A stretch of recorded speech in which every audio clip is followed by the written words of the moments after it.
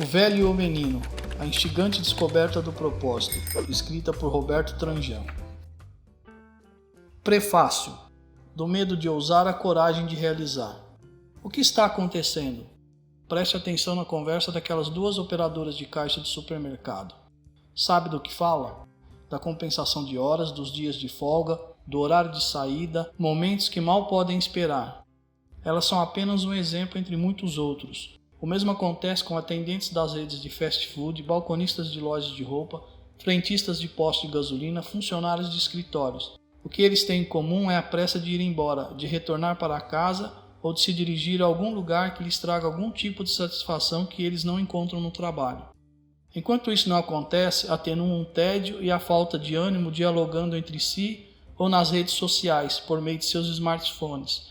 Comprove por sua própria conta. Uma despreocupada passagem por vários ambientes da empresa e um relaxado bate-papo no escritório vai lhe mostrar que boa parte das pessoas se encontra nesse vácuo. Elas estão mais preocupadas com o momento de ir embora, ansiando por qualquer oportunidade de compensação de horas, folgas e feriados prolongados, em vez de se concentrar no propósito de seu trabalho. O absenteísmo e os problemas trabalhistas são provas disso. Não pense, no entanto, que é muito diferente com os gerentes desses mesmos negócios, líderes, portanto, dos profissionais desencantados. Também eles não veem a hora de chegar ao final de semana para então finalmente fazer as coisas de que gostam. Talvez sair de bicicleta pela cidade ou de motocicleta pelas estradas, viajar com um parceiro para algum lugar ou com a família para a praia ou interior, em um hotel fazenda. E com igual objetivo, a satisfação ou a compensação ao árduo cotidiano. Se você acredita que o dono do negócio, por usufruir de uma situação privilegiada de poder e autonomia, está mais feliz do que os demais, engana-se. Acredite, ele não vê a hora de chegarem às suas férias para concretizar aquela viagem para o exterior, América do Norte, Ásia ou Europa, entre outros continentes, rumo a qualquer lugar do planeta que satisfaça, mesmo provisoriamente, uma busca incessante ao cotidiano sem tempero. O que existe em comum entre eles? Todos vivem uma ausência de propósito. A ausência de propósito atinge aqueles que optam pelo sustento em um emprego que não conversa com seus dons e talentos nem abre espaço para a criatividade. Milhares de pessoas gastam seus dias em um trabalho que não lhes oferece nenhum tipo de recompensa, além da financeira, quando muito. A ausência de propósito é comum também entre os empreendedores, executivos e empresários refém da dimensão econômica e que, por isso, têm como únicos objetivos lucrar e crescer. Com uma perspectiva tão limitada, seus negócios são destituídos de significados. Eles conseguem êxito, mas depois de uma vida inteira e ainda no topo, tardiamente descobrem que escalaram a montanha errada. Da mesma forma, e infelizmente nesses casos, o propósito não foi algo com que valesse a pena se preocupar. Não pense, porém, que a ausência de propósito afeta somente o mundo dos negócios e do trabalho. Quem vive sem propósito é presa fácil da entropia, geradora de preocupação, medo e estresse.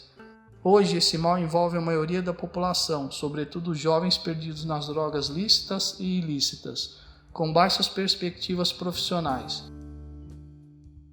O estudante, em sua busca interminável por currículo, pode descobrir que não é isso que lhe falta, e sim a definição de um propósito.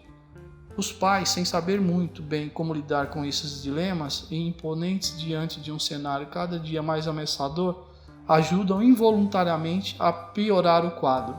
O problema se repete entre os que aposentam e que, ainda repletos de vigor, desconhecem o que fazer com a terceira parte da vida. Não existe desespero maior do que viver sem sentido. E o sentido da vida, bem como o seu significado, só acontece quando se descobre e vivencia um propósito.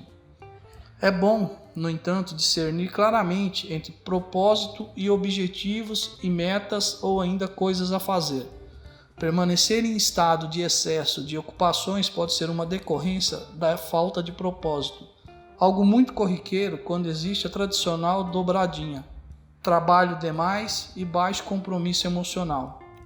Em uma empresa, a declaração de propósito é a mais importante definição de posicionamento. Vale para uma organização, para uma pessoa, seja empregado, estudante, profissional liberal, religioso.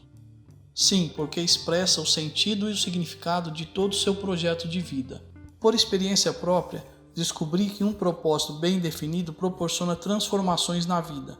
As oportunidades aparecem porque a atenção está concentrada no propósito e em tudo o que ele se relaciona. A tomada de decisão torna-se mais fácil porque passa a ter um parâmetro que facilita as escolhas.